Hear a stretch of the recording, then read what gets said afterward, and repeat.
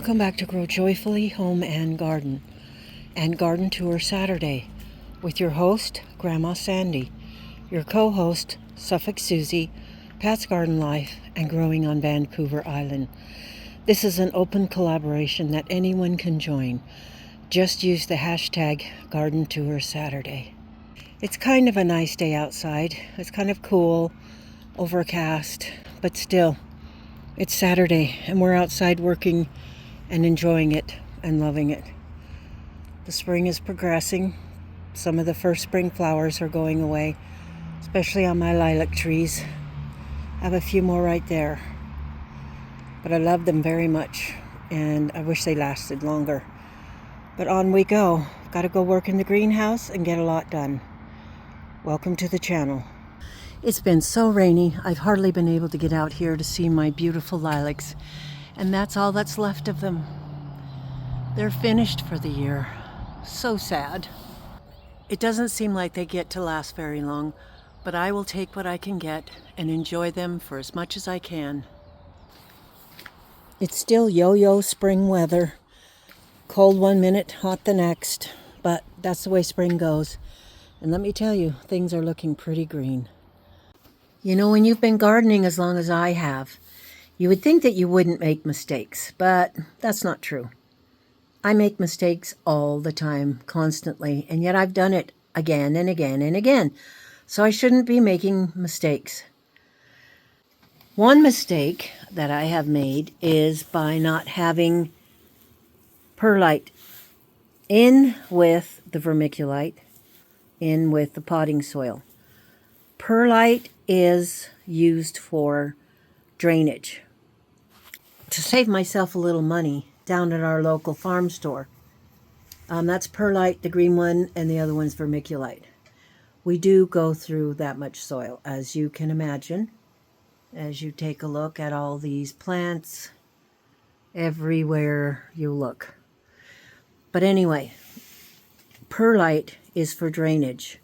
Vermiculite, believe it or not, is for holding the moisture in the soil. You can't really have one without the other, because if you have too much vermiculite, well, then it causes your soil to kind of stay compact and a little bit too wet, and you can have dampening off from your little seedlings very easily. So we have fixed the problem and got that huge bag of perlite, and I've got it mixed up with my favorite potting mix, and we have vermiculite in it, and I think this is a good mix. So we have the perlite for drainage and the vermiculite to help hold in moisture, and it seems kind of counterintuitive, counterproductive, but it does help.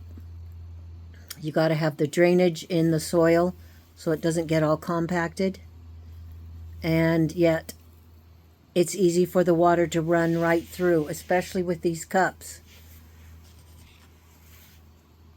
and get very dry. So not only have I been potting up for many, many, many weeks, but now I'm kind of going to have to do it again for many of my plants that don't look happy because their roots are too wet and they need some drainage. So that's what I'm going to be working on today a lot. I know I have seriously overplanted. That seems to be one of my failings as a gardener. I overplant. But again, I will defend myself by saying it's cheaper than therapy, right?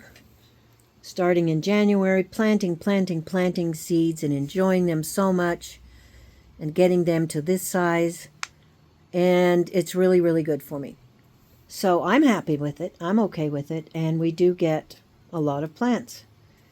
So I better get back to potting up with the proper soil mix. Vermiculite, potting mix, and perlite. It's all available at your stores like Home Depot, Lowe's, and then just your smaller farm stores, garden stores. So that's my tip of the day. Don't forget your perlite. You need that drainage. I know that Monty Don on Gardener's World uses a lot of grit. And that would just be big pieces of sand or rock. But he always makes sure that he has a lot of drainage.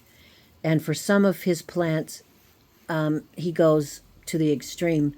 But I'm sure he researches which ones need a lot of drainage. And I think a lot of the bulbs that he plants need a lot of drainage. So don't forget, get your perlite, get your drainage, get your grit, whatever you're going to use, and have it in the bottom of your pots and within your mixture.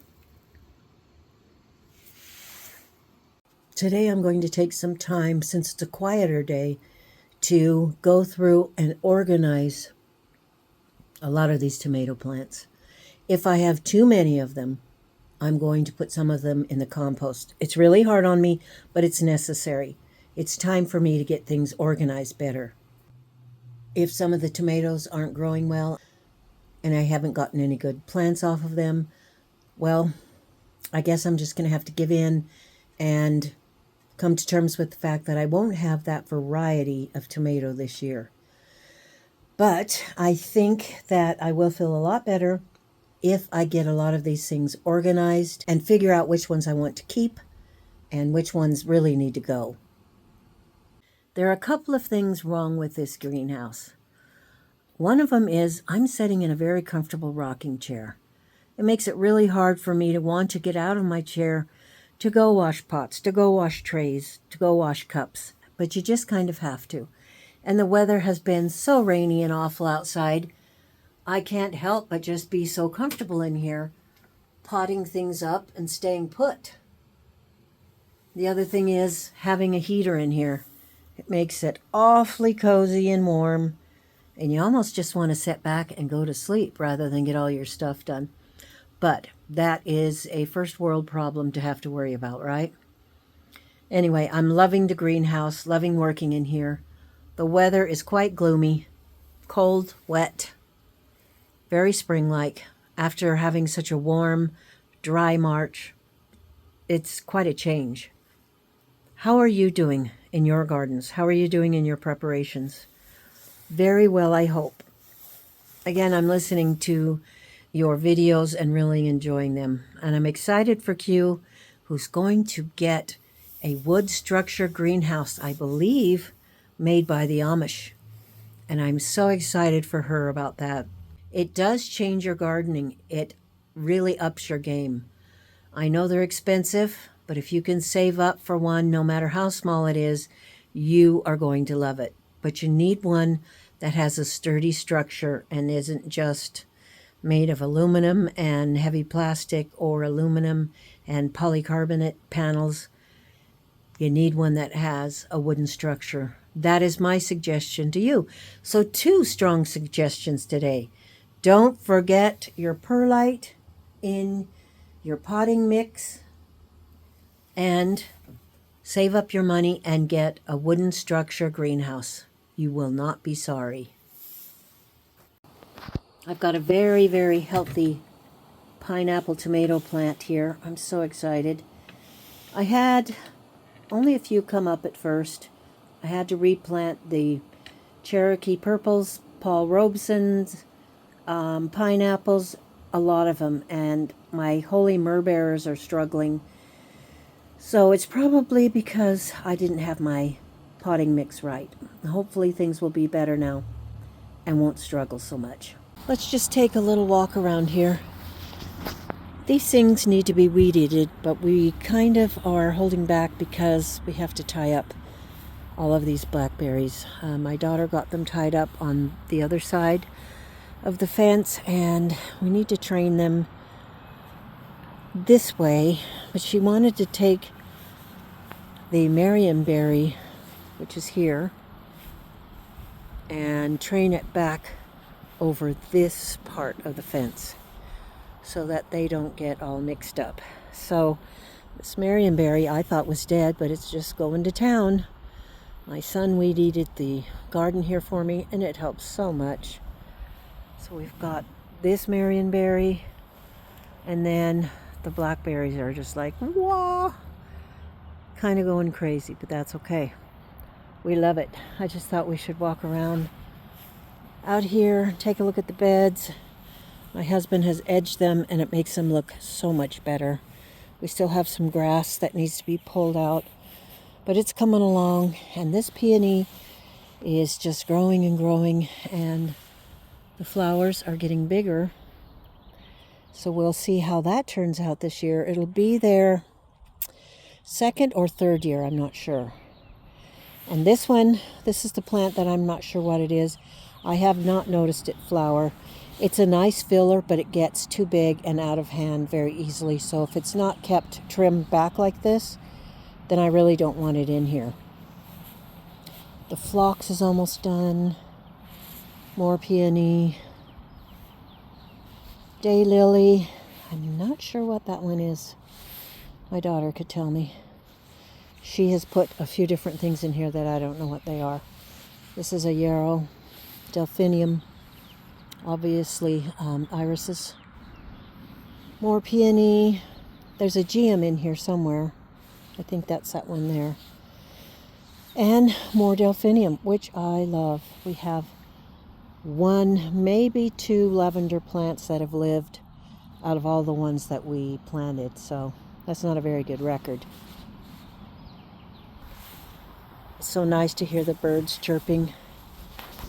Here's my little knot garden I made years ago. Didn't really turn out like I wanted it to. It's supposed to be in the shape of a knot, obviously, but I should have made it much, much bigger, because this is the size that the boxwood likes to grow to. And the intention was to plant herbs in the middle part and down there where the tie to the knot goes, but didn't happen. So we just enjoy it for what it is. And here's more over here my husband and daughter have been working on.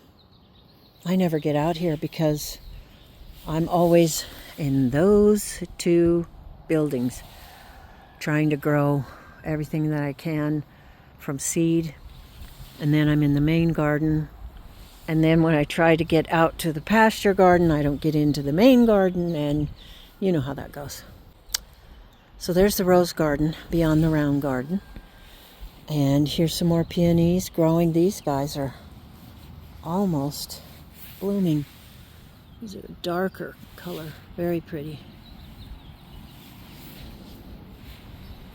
We have some Shasta daisies coming up here. The tulips were gorgeous this year. Here's another bed that goes with this garden area. So without their help, I could not do this. We have a columbine. Look at that. Right there. Looks like it's going to bloom pretty soon. I love flowers like that, and it's so nice that you can find flowers that are tolerant to shade or partial shade, because most of this area is just pretty much full sun. So it's hard to find some plants sometimes that will grow happily in the shade. This round garden is a terrible mess. My daughter's working on it because, like I say, I can't get out here. Got to weed all of this. Let's see. Oh my goodness. I was thinking that's a hosta, but it's not. That's got to be like a dahlia or something. Wow. Another columbine. And I forget what she calls this particular plant. A juga or something, I don't know.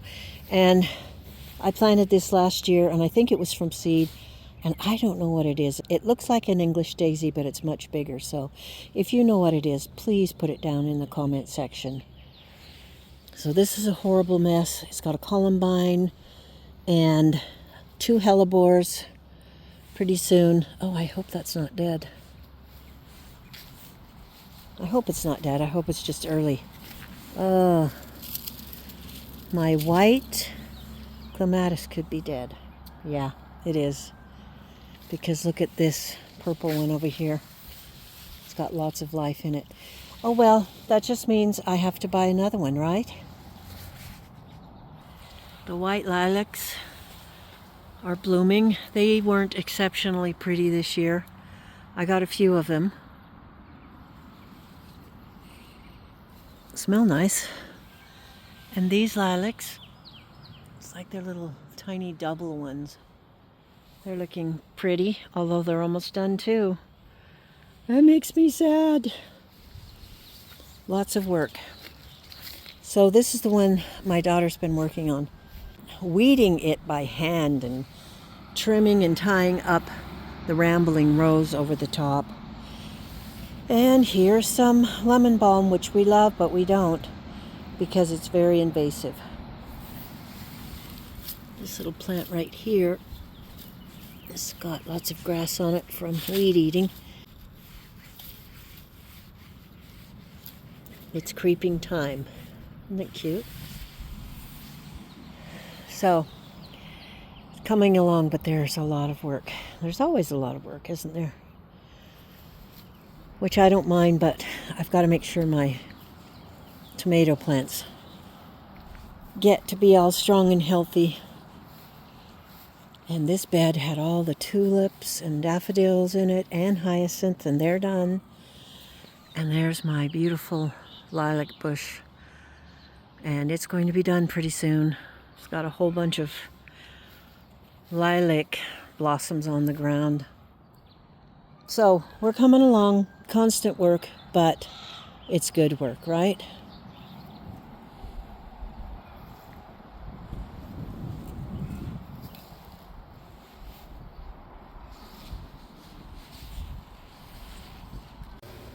I'm here in the little greenhouse right now.